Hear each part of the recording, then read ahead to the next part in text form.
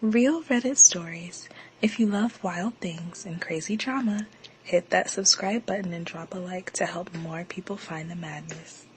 My parents raised us to snitch for love and turned my siblings into spies. The night I saw what they did to my little sister, I took her and never looked back. 6 months later, they got arrested trying to foster more kids. Growing up, my parents only rewarded me and my siblings for one thing: telling on each other. I grew up as the middle child of 4 siblings, the type to be forgotten. It was like I could always see what everyone else was blind to, because even though my parents thought they had us in control, I was the one they were wrong about. You see, my older brother Nate would do anything for daddy's love. One time when me and him were alone in my room together, I accidentally spilled a drop of cranberry juice on the beige carpet. I felt like a deer in headlights. Immediately, I took off my t-shirt, spit on it, and vigorously rubbed it into the material. Nate was already walking down the stairs by the time he realized what was going on. Neil just spilled his juice all over the floor upstairs. He's so clumsy. I didn't hear anything else being said, just the unmistakable sound of my dad's footsteps walking over to the nearest drawer and grabbing what sounded like the black leather whip. I didn't do anything, just lay on my front side on my bed with a pillow in my mouth to stop myself from screaming too loudly. 1, 2, 3. I didn't get dinner that night, and while I spent the next few hours crying into my bed sheets, I could hear Nate downstairs being treated like a king for telling on me. "You are so mature, my handsome boy," my mom said, her voice practically beaming through the house. "I'm so proud of you," our dad bellowed. At the time, I was just 4 years old, while Nate was 6. That same year, our younger twin sisters were born, and that's how I ended up being raised by 5 surveillance cameras. My parents gave them the same treatment they gave me and Nate. They acted like the world's greatest parents until their 3rd birthday, and from there, they'd withhold all affection from them. No nice words, no hugs, nothing. Unless they did one thing: start telling on each other. By the time I was 10, I had been wailed on more times than I can count. Not cleaning my room properly, leaving leftover crumbs on my plate, crying too loudly, wearing clothes that showed any indication of my injuries. Meanwhile, my siblings only got it once or twice a year, because from all the punishment I learned one thing: it was the last thing I wanted to inflict on my siblings. So even when I caught them doing things, I'd never tell on them. Heck, sometimes I'd even take the blame for it. And in some ways, it paid off. Like, Nate and the twins always felt safest around me, but none of them returned the favor, not once, because there was something they loved more than me, and that was our parents. Over time, it was clear that I was getting the most amount of punishment, but instead of attributing that to my kindness towards them, or the fact I was simply just a good person, everyone started seeing me as the troublemaker. Suddenly, nothing I did was ever enough. If I snored too loudly and annoyed one of my siblings, my mattress would get taken away for the rest of the week. If I accidentally used Nate's cologne instead of my own, no showering for the next 3 days. By the time I turned 18, my idea of family was so distorted that when I saw loving parents or siblings on TV, I would get angry about how fake it was. I had spent so much of my life simply surviving that when college season finally came, I literally had a GPA of 1.0. But there was one thing I knew with all my heart: there was no way I could spend another second in my home. So when it was time to move out, I paid one of my classmates to let me sleep on the floor of their dorm room. I remember being extremely stressed when his parents came over to visit for Thanksgiving. My heart was pounding for the entire week, and I made sure to be perfect, just as my parents always taught me. So when they came and I opened the door after they knocked twice instead of once, I closed my eyes super tight to brace myself for what was to come. But instead of beating me senseless, they thanked me for opening so soon. His mom even gave me a hug. For the rest of the night, I was on my best behavior, completely silent, tense, ready to clean up anything. And when his parents left, it was over. My friends screamed at me for being a worthless piece of shit, for not being able to do anything properly. Well, the best liar is your childhood trauma, because what actually happened was him hugging me and thanking me for being so accommodating to his parents. That's when I realized how psychotic my parents really were. And the next day, I got the phone call. It was my twin sister Kayla. She was whispering so quietly that it could have been mistaken as the sound of an exhale. "Please help me. I'm sorry," was all she said before immediately hanging up the phone. My heart broke. And the very next day, I drove round to the house to bring her to my friend's dorm. When we got there, she showed me her stomach and my jaw dropped. It was clear that when I left, my family needed a new punching bag, so to speak, and that was Kayla. I treated all her wounds while she apologized over and over again, but I had no resentment towards her, or any of my siblings for that matter, because all my hatred was directed towards just 2 people: my parents. Thomas was amazing about the whole thing. He helped me set up a small space for Kayla in the corner of the room, behind his desk, where no one would see her during room checks. We took turns sneaking food from the cafeteria. For the first time in her life, Kayla slept through the night without fear, but our peace didn't last long. My phone started blowing up with calls from my parents the very next day. At first, they tried to sound concerned. "Neil, honey, have you seen Kayla? We're so worried about her," my mom said in a voicemail, her voice dripping with fake sweetness. I didn't respond. The next messages got progressively angrier. "You better bring her back right now, or there will be consequences," my dad growled in his message. I blocked their numbers. Then Mason started calling. "Hey little bro, mom and dad are really worried about Kayla. Just let us know she's okay, alright? No one's mad at you." I almost believed him. Almost. But I'd spent my whole life watching Mason say whatever our parents wanted him to say. This was no different. Kayla was terrified they would find her. She jumped at every noise in the hallway. She refused to go outside, even just to walk around campus. She slept curled up in a tight ball, like she was trying to protect herself even in her dreams. "What if they call the police?" she asked me one night. "What if they say you kidnapped me?" I hadn't thought of that. Legally, Kayla was still a minor. I could get in serious trouble for taking her, but sending her back wasn't an option. I'd seen what they did to her. I couldn't let that happen again. "We'll figure it out," I promised her, though I had no idea how. The next day, Thomas pulled me aside while Kayla was in the shower. "My RA is getting suspicious about having an extra person in the room," he whispered. "We need to find somewhere else for you guys to stay." I nodded, trying not to panic. We had nowhere to go and almost no money. I'd been working part-time at the campus coffee shop, but my paycheck barely covered food for the 2 of us. That night, as Kayla slept fitfully on her makeshift bed, I stayed awake planning our next move. I knew one thing for certain: I would never let my parents hurt my sister again, even if it meant risking everything. I spent the next few days asking around campus for anyone with extra space. Most people just looked at me like I was crazy when I explained I needed somewhere for my sister to stay. I didn't blame them. It was a weird request. Finally, I got lucky when I ran into Melissa from my Psychology 101 class. She lived in an off-campus apartment with 2 roommates and mentioned they had a small storage room they weren't using. It's not much, she warned me. Just enough space for a twin mattress and maybe a small dresser. I nearly hugged her. That's perfect. Seriously, thank you. We moved Kayla that weekend. Thomas helped us carry the few things we'd managed to collect. Some secondhand clothes, a cheap mattress I found on Facebook Marketplace, and a plastic storage bin for her stuff. Melissa's roommates, Alexis and Victoria, were surprisingly cool about the whole thing. They didn't ask too many questions when I explained Kayla was escaping a bad home situation. My stepdad was a complete a-hole, Victoria told Kayla while helping her set up the tiny room. I get it. For the first time since I'd brought her to campus, Kayla seemed to relax a little. Having other girls around made her feel safer. I still slept on Thomas's floor, but I spent most of my free time at the apartment with Kayla. Things were going okay for about a week. I picked up extra shifts at the coffee shop. Kayla started doing homework for Melissa and her roommates for a little cash. We were surviving. Then Mason showed up at the coffee shop. I was in the middle of my shift when I looked up and saw him standing at the counter. My stomach dropped. I hadn't seen him in almost a month, and suddenly there he was, wearing his expensive North Face jacket and that familiar smug expression. Hey, little brother, he said casually, like we were just 2 normal siblings catching up. Can we talk? I glanced at my manager, who nodded that I could take a break. I untied my apron and led Mason to a table in the corner, as far from other customers as possible. What do you want? I asked, not bothering to hide my hostility. Mason sighed dramatically. Look, I know you're mad at me. I get it, but this thing with Kayla has gone too far. Mom and Dad are freaking out. Good, I said. They should be freaking out. Do you have any idea what they did to her after I left? He shifted uncomfortably. They said she was acting out, breaking rules. You know how she can be? I stared at him, disgusted. I saw the bruises, Mason, all over her body. They hit her because she didn't tell on Cynthia for something. That's fucked up, and you know it. They're our parents, he said, lowering his voice. They're strict, yeah, but they love us. They just want what's best for us. I almost laughed. Is that what you tell yourself to sleep at night? That beating your kids black and blue is love? That making them terrified of making the smallest mistake is good parenting? Mason's expression hardened. You always were the dramatic one, always playing the victim. I'm not playing anything. I'm protecting my sister. She's a minor, Neil. This is kidnapping. Mom and Dad could press charges. There it was, the threat I'd been waiting for. I leaned forward, keeping my voice steady despite my racing heart. Tell them to go ahead. I'll show the police Kayla's bruises. I'll tell them everything. Is that what they want? For everyone to know what they've been doing to us? Mason's confident facade cracked slightly. He hadn't expected me to stand my ground. Just let me talk to her, he said, changing tactics. 5 minutes, that's all I'm asking. I shook my head. Not happening. Tell Mom and Dad to leave us alone. We're done being their punching bags. I stood up to go back to work, but Mason grabbed my arm. They know where you work now, he said quietly. They'll find her eventually. You can't hide her forever. I pulled my arm away. Watch me. As soon as my shift ended, I raced to Melissa's apartment. I needed to warn Kayla that Mason knew I was working at the coffee shop. When I got there, I found her sitting on the couch with Cynthia. My other twin sister looked up at me with red-rimmed eyes. Hi, Neil. I froze in the doorway. What are you doing here? Kayla jumped in before Cynthia could answer. She came to check on me. She was worried. I looked between them, my mind racing. This couldn't be a coincidence. Mason shows up at my work, and suddenly Cynthia appears at the apartment. How did you find this place? I asked Cynthia. She looked down at her hands. I followed you one day after your class. I just wanted to make sure Kayla was okay. Something felt off. I pulled Kayla into the tiny storage room that had become her bedroom. Did you tell her where we're staying? I whispered. Kayla shook her head. No, I swear. She just showed up about an hour ago. She said she misses me. I peeked back into the living room where Cynthia was texting someone on her phone. My suspicion grew. I think this is a setup, I told Kayla. Mason came to see me at work today. Now Cynthia shows up here? They're working together to find you. Kayla's eyes widened with fear. What do we do? Pack your stuff. We need to leave. Now. While Kayla quickly threw her few belongings into a backpack, I went back to talk to Cynthia. I sat down across from her, noticing how she angled her phone away from me. Who are you texting? I asked casually. Just a friend, she said too quickly. I nodded toward her phone. Can I see? Why? Don't you trust me? She tried to sound offended, but I could hear the nervousness in her voice. Not really, no. Cynthia's face fell. She knew she was caught. They're really worried about her, Neil. They just want her to come home, so they can hit her again? No thanks. It's not like that, Cynthia insisted. They promised they'd be better. They feel terrible about what happened. I almost believed her. Almost. But then her phone buzzed with a new text, and I caught a glimpse of the screen. It was from our mom. Is she coming? Dad's waiting in the car. My blood ran cold. They were outside, waiting. You need to leave, I told Cynthia, standing up. Now, Neil, please, now. I rarely raised my voice, but when I did, it had an effect. Cynthia flinched and grabbed her coat. They're going to find her eventually, she said as she headed for the door. You can't keep her hidden forever. As soon as she left, I texted Melissa to warn her not to come home yet. Then I grabbed Kayla and the backpack with her things. We slipped out the back door of the apartment building, just as I spotted my dad's car pulling up to the front entrance. We spent that night in a cheap motel on the edge of town, paid for with the last of my paycheck. Kayla cried herself to sleep while I sat by the window, watching for any sign of my parents. Why won't they just leave us alone? She asked through her tears. I didn't have a good answer. Control, maybe. Or maybe they were worried we'd tell someone what they'd done to us. Either way, I knew we couldn't keep running forever. The next morning, I called in sick to work and used the motel's crappy Wi-Fi to research our options. I found a website about teenage runaways and their legal rights. According to the site, at 16, Kayla might be able to file for emancipation, especially with evidence of abuse. But that would mean going to court, showing the bruises, telling our story to strangers. I wasn't sure Kayla was ready for that. While I was reading, my phone buzzed with a text from an unknown number. It was a photo of Kayla and me entering the motel last night. Underneath was a message. We know where you are. Bring her home or we call the police. I showed Kayla the message. Her face went pale. They're going to take me back, she whispered. No, they're not, I promised, though I had no idea how to keep that promise. We checked out of the motel immediately and caught a bus back toward campus. I texted Thomas, asking if we could crash in his room for just one more night while I figured things out. He agreed, but warned me his RA was getting suspicious. When we got to campus, I noticed a campus security officer talking to someone who looked suspiciously like my mother near the entrance to Thomas's dorm. I quickly steered Kayla in the opposite direction. They're everywhere, she said, panic rising in her voice. I spotted the library ahead. In here, I said, guiding her through the doors. We found a quiet corner on the 3rd floor where we could hide out for a few hours. While Kayla pretended to read a book, I called Melissa to see if it was safe to come back to her apartment. She didn't answer. I tried Victoria next. Hey, so, weird question, Victoria said when she picked up. But did you tell your parents where you guys were staying? Because they showed up here this morning looking for you and Kayla. My heart sank. What did you tell them? Nothing. Melissa told them to get lost or she'd call the cops. They left, but they seemed pretty mad. I thanked her and hung up. We couldn't go back there either. By evening, we were running out of options. I had less than $20 left, not enough for another motel. Thomas texted that his RA was doing room checks that night, so so his dorm was definitely out. We ended up spending the night in a 24-hour laundromat, taking turns sleeping on the hard plastic chairs. The next morning, I woke up to find Kayla gone. My heart nearly stopped until I spotted her outside, talking to someone on her phone. When she came back in, her expression was unreadable. "Who was that?" I asked, trying to keep the panic out of my voice. "Cynthia," she admitted. "She wants to meet. Just her and me." "Absolutely not. It's a trap." Kayla sat down next to me. "What if it's not? She says she wants to help us. She feels bad about what happened. She felt bad last time too, remember? Right before she led them straight to us. She says mom and dad are at work. She just wants to talk." I could see the hope in Kayla's eyes. She wanted so badly to believe that at least one of our siblings was on our side. I couldn't blame her. I'd spent years hoping for the same thing. "Fine," I said finally, "but I'm coming with you, and we meet somewhere public." We agreed to meet Cynthia at a coffee shop on campus, not the one where I worked. I made Kayla promise to stay within my sight at all times. When we arrived, Cynthia was already there, sitting at a table by the window, alone, just like she promised. "Thank you for coming," she said, as we sat down across from her. She looked tired, with dark circles under her eyes. "I'm sorry about yesterday. They made me do it." "Made you how?" I asked skeptically. "They said if I didn't help find Kayla,